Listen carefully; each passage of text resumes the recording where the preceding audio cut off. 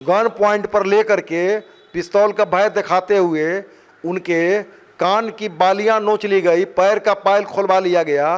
परिवार में जो भी घर के अंदर जो भी जेवरात थे, पैसे थे, सारे पैसे जेवरात उठा करके बहुत ही आसानी से मोबाइल समेत अपराधी ले गए। गन पॉइंट पर लेकर के पिस्तौल का भय दिखाते हुए उनके कान की बालियां नोच ली गई, पैर का पायल खोलवा लिया गया। परिवार में जो भी घर के अंदर जो भी जेवरात थे, पैसे थे, सारे पैसे जेवरात उठा करके बहुत ही आसानी से मोबाइल समेत अपराधी ले गए। लेकिन सदर थाना पुलिस अहंकारवश, घमंडवश एवं लापरवाही बरत रही है और यही कारण है कि 7 महीना बाद भी पुलिस का हाथ खाली है। और सबसे बड़ी आश्चर्य का विषय यह है, और हम आपके चैनल के माध्यम से बिहार के जनता को यह बताना चाहते हैं कि जिस समय हमारे यहाँ डकैती की घटना घट रही थी, मेरे घर के सामने 112 नंबर की गाड़ी लगी हुई थी, पुलिस की गाड़ी लगी हुई थी, इसके बावजूद भी डकैती की घटना घट रही थी। इससे कहीं ना कहीं यह स्पष्ट होता है जो कहीं ना कहीं अपराधियों और पुलिस की गठजोड़ है। यही कारण है कि जानबूझ करके सदर थाना अपराधियों को बचाने में लगी हुई है और जानबूझ करके डकैतों को गिरफ्तार करने में शिथिलता बरत रही है।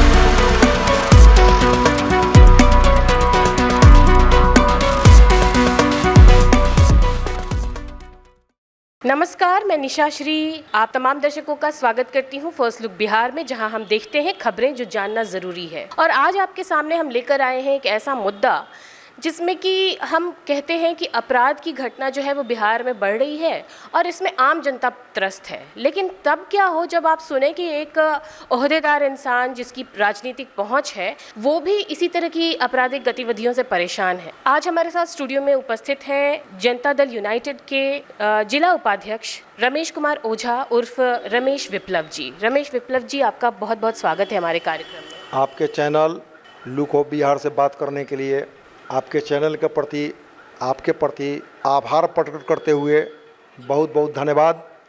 साथ ही आपके चैनल के माध्यम से जितने भी दर्शक देख रहे हैं उन तमाम दर्शकों के प्रति आभार प्रकट करते हुए बहुत बहुत धन्यवाद। ये सारी बातें तो हैं, लेकिन हमें खेद ही हो रहा है आज ये जानकारी आपसे एकत्रित करते हुए कि आपके साथ आपके घर पर इतनी बार डकैती हुई है और आप लगातार इसके लिए जो है वो शिकायत कर रहे हैं, लेकिन इस पर अभी तक जो उचित कार्रवाई है, जिस तरह की मतलब कि पकड़े जाना चाहिए था उन डकैतों को, वो नहीं हो पाया। इस वजह से उनका मनोबल बढ़ रहा है और वो दोबारा आ रहे हैं। कब से शुरू हुई ये घटना, थोड़ा इतिहास बताइए कि ये, क्योंकि काफ़ी सालों से आप परेशान हैं इस गतिविधि को लेकर। जी, निश्चित तौर पर इसके पूर्व भी 16 सितंबर 2012 को उस समय हम अपने खबरा ग्राम कचहरी के मैं सरपंच था, साथ ही युवा जदयू के हम प्रदेश के महासचिव थे। हमारे प्रदेश अध्यक्ष हरनौत के माननीय विधायक उस समय के विधायक थे और युवा जदयू के प्रदेश अध्यक्ष थे इंजीनियर सुनील कुमार, जहाँ से बिहार के माननीय मुख्यमंत्री नीतीश कुमार जी भी कभी विधायक रह चुके थे। 11 बजे रात में नकाबपोश 1 दर्जन अपराधी हमारे घर में प्रवेश कर गए।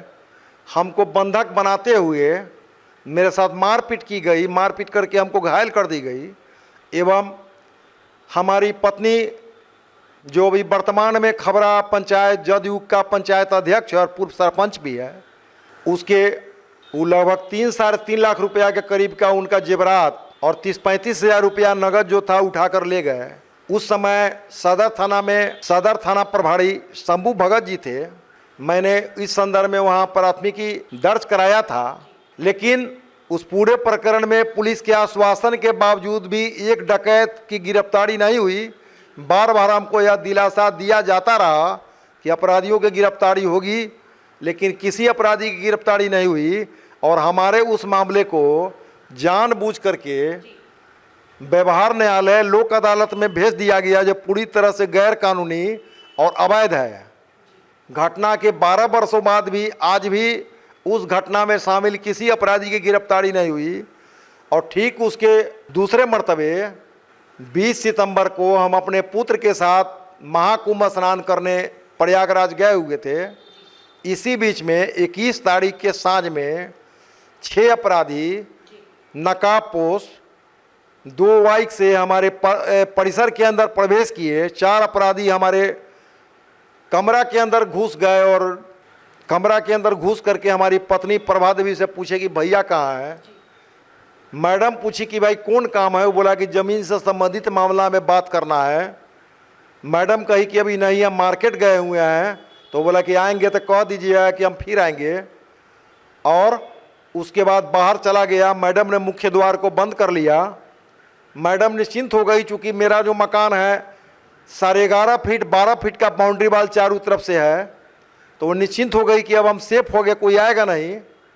लेकिन 8 बजे रात में एक मकान के पूर्वी दिशा से सीढ़ी लगा करके 6 अपराधी हमारे बाउंड्री वाल के अंदर प्रवेश कर गए और सबके हाथ में पिस्तौल था। और हमारी पत्नी जो पूर्व सरपंच एवं वर्तमान में जदयू की पंचायत अध्यक्ष प्रभा देवी, उसको और एवं उसके बहन को गन पॉइंट पर ले करके पिस्तौल का भय दिखाते हुए उनके कान की बालियां नोच ली गई, पैर का पायल खोलवा लिया गया। परिवार में जो भी मैंने घर के अंदर जो भी जेवरात थे, पैसे थे, सारे पैसे जेवरात उठा करके बहुत ही आसानी से मोबाइल समेत अपराधी ले गए। रात भर हम एवं हमारा लड़का मैंने अपनी पत्नी से संपर्क करने के लिए बेचैन और परेशान रहे, लेकिन बात नहीं हो पाई। कल सवेरे जब बात हुई तो मैडम बताई कि सीढ़ी पर चढ़ करके 6 अपराधी अंदर प्रवेश किया था और जो भी जेवरात था वो जेवरात ले गया है, पैसा ले गया है। इस संदर्भ में सदर थाना में कांड संख्या 133/25 दर्ज किया गया। बार बार सदर थाना प्रभारी अस्मित कुमार, इस कांड के अनुसंधानकर्ता संतोष भास्कर जी आश्वासन देते रह गए, लेकिन घटना के 7 महीना बाद भी एक भी अपराधी की गिरफ्तारी नहीं हुई है। हमको आशंका है कि उस समय अगर हम अपने घर पर रहते तो हमारी हत्या हो जाती और मेरे हत्या होने के बाद सारी जवाबदेही मुजफ्फरपुर के जिला प्रशासन, पुलिस प्रशासन, राज्य सरकार की होती। कोई पूछने वाला नहीं आता, कोई देखने वाला नहीं आता।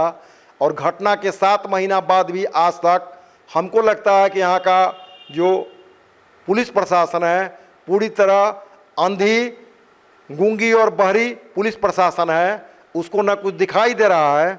और आज जो स्थिति है सदर थाना क्षेत्र में अपराध का ग्राफ इतना ज़्यादा बढ़ गया है कि हर सप्ताह में किसी न किसी घर में डकैती की घटना होती है, चैन छीन लिया जाता है महिलाओं का, कहीं किसी की हत्या हो जाती है। और एक मामला का भी उद्बोधन जब से यहाँ के मुजफ्फरपुर के आरक्षी अधीक्षक सुशील कुमार जी आए हैं, एक मामला का उद्बोधन नहीं हुआ है। और जब से आए हैं मुजफ्फरपुर जिला में अपराध का ग्राफ पूरी तरह बढ़ गया है।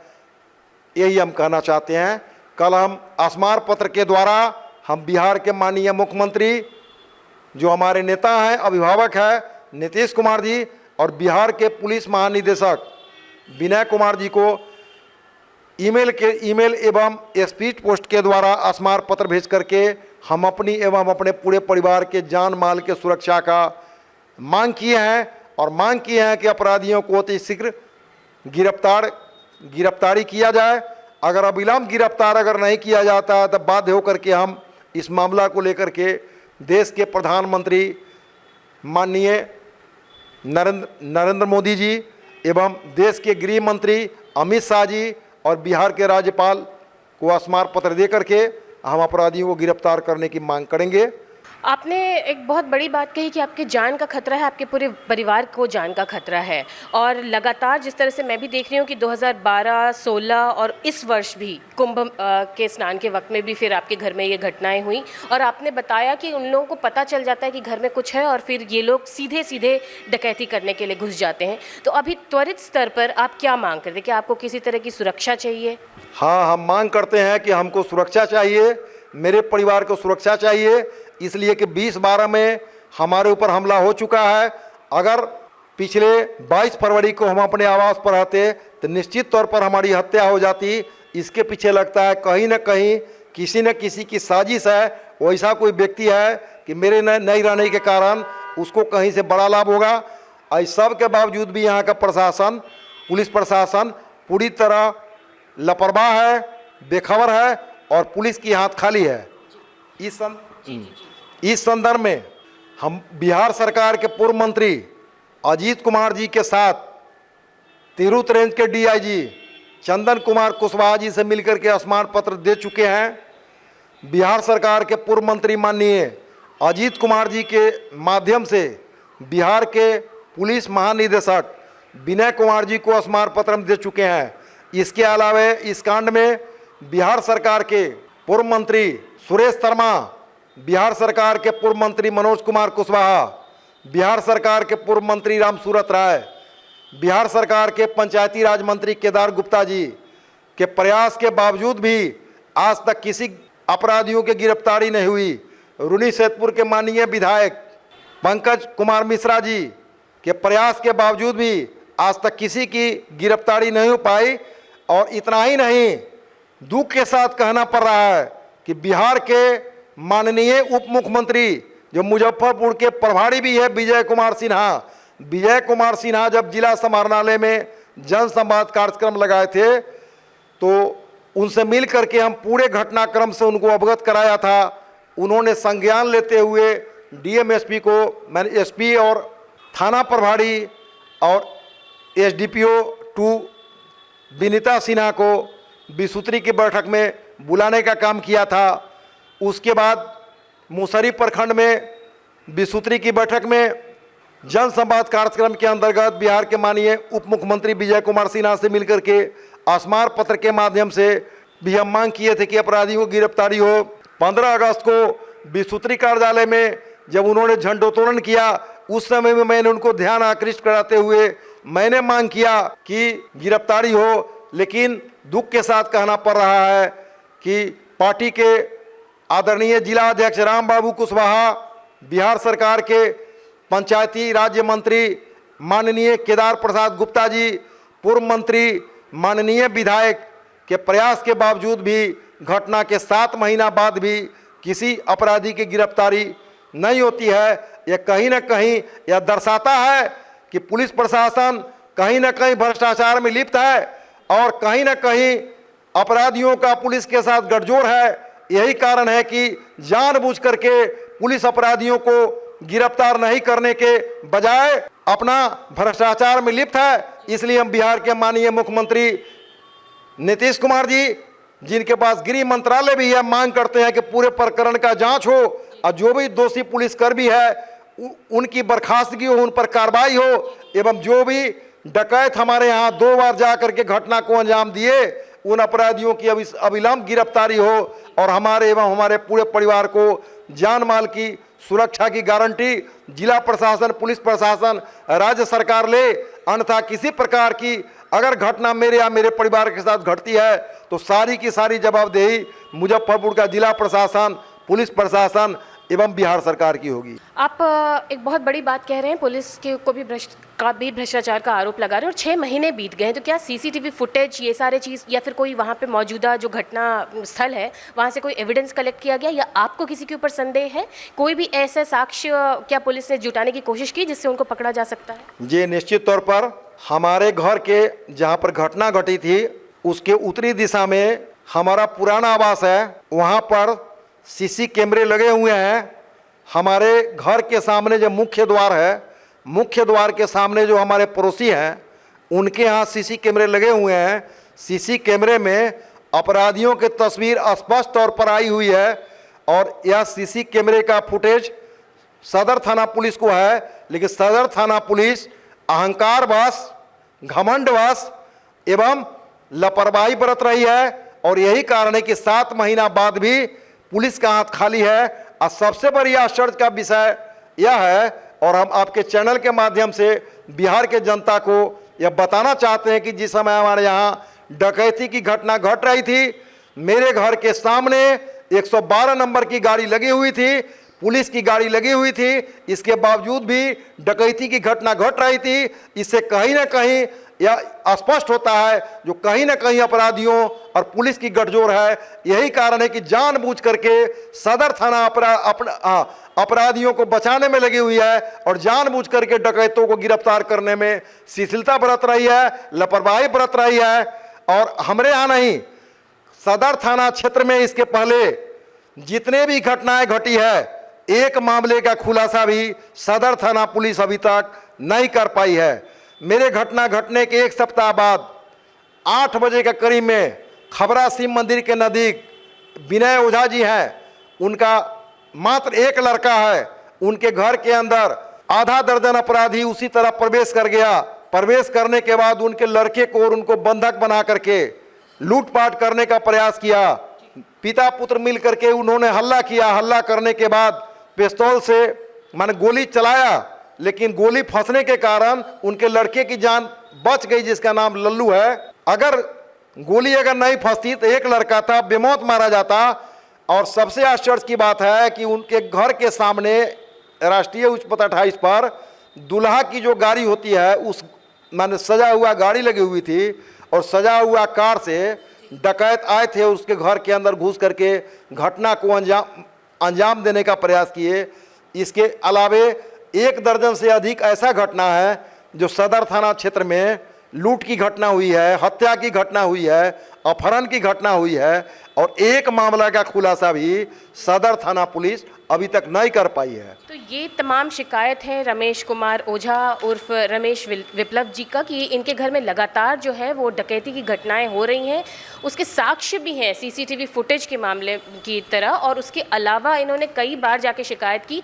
और चूंकि इनकी राजनीतिक पैटर्न, राजनीतिक अप्रोच भी लगाए हैं, लेकिन आज तक जो है वो डकैत पकड़े नहीं जा रहे हैं और ये सीधे सीधे जो है पुलिस और प्रशासन पर इसका आरोप मढ़ रहे हैं। जब इस तरह से राजनीतिक पहुँच वाले लोग भी परेशान हो सकते हैं, उनको अपनी जान का खतरा हो सकता है, तो इसमें हम और आप कितने सुरक्षित हैं, ये सोचने वाली बात होगी। इन जानकारियों को हमारे साथ साझा करने के लिए, क्योंकि हमारी जो जनता है उनको भी ये पता होना चाहिए, कि उनको भी जागरूक होना चाहिए कि इस तरह की घटनाएं शहर में हो रही हैं। इनको साझा करने के लिए अभी आप धन्यवाद। और हम यही आप आशा करेंगे कि शायद सरकार आपकी बात सुने और जल्द से जल्द इस पर जो है वो कार्रवाई की जाए। निश्चित तौर पर हमको भी आशाएं नहीं बल्कि पूरा विश्वास है कि हमारी आवाज़ बिहार के माननीय मुख्यमंत्री तक पहुंचेगी और अविलंब अपराधियों की गिरफ्तारी होगी। हमको लगता है कि कोई ना कोई ऐसा नेटवर्क है कि जो भी मेरा आवेदन वहां जाता है एक अन्य मार्ग में, वो मुख्यमंत्री तक उसको नहीं जाने देता है। मुख्यमंत्री के सामने अगर मेरा आवेदन जाएगा तो निश्चित तौर पर उस पर कार्रवाई होगी, अपराधियों की गिरफ्तारी होगी। कारण जो मेरा मुख्यमंत्री जी का जो संबंध है, आज का संबंध नहीं है, मेरा मुख्यमंत्री जी का संबंध माने जनता दल जोड़ जब बना था, जनता दल में जब टूट हुई थी, 94 में टूट हुई थी, 93 में टूट हुई थी, 93 से 93 में हम बिहार विश्वविद्यालय छात्र जनता दल अभियान समिति के मैं अध्यक्ष हुआ करता था। उस समय से नीतीश कुमार जी के साथ संबंध है। जनता दल जोड़ समता पार्टी से लेकर के जनता दल यूनाइटेड से लेकर के उनका मेरा संबंध 35-40 वर्षों का संबंध है। निश्चित तौर पर उनके समक्ष अगर मेरा आवेदन जाएगा, समस्या जाएगा, तो गंभीरता से लेंगे। कोई ना कोई ऐसा नेटवर्क है कि जानबूझ करके मुख्यमंत्री जी का ध्यान वहां से भटकाने का काम करता है, क्या कि मेरा आवेदन वहां तक नहीं जाता है कि जिस समय उनके नज़दीक आपके चैनल के माध्यम से हमारा पहुंचेगा। आशा ही नहीं बल्कि पूरा विश्वास है कि जो भी दोषी पुलिसकर्मी हैं उन पर कार्रवाई भी होगी, जो भी दोषी अपराधी हैं, डकैत है, उनकी गिरफ्तारी होगी। यही मैं कहना चाहता हूं। तो अभी भी इनका जो रमेश विप्लव जी हैं, उनका भरोसा जो है वो वर्तमान सरकार और मुख्यमंत्री पर बना हुआ है और उन्हें उम्मीद है कि अभी भी जो है वो कार्रवाई होगी अगर उन तक ये खबर पहुंच जाएगी। आप बने रहिए हमारे साथ, इसी तरह से हम और भी शहर से जुड़ी हुई खबरों का अपडेट्स आपके सामने लाते रहेंगे। आप देख रहे थे फर्स्ट लुक बिहार। धन्यवाद।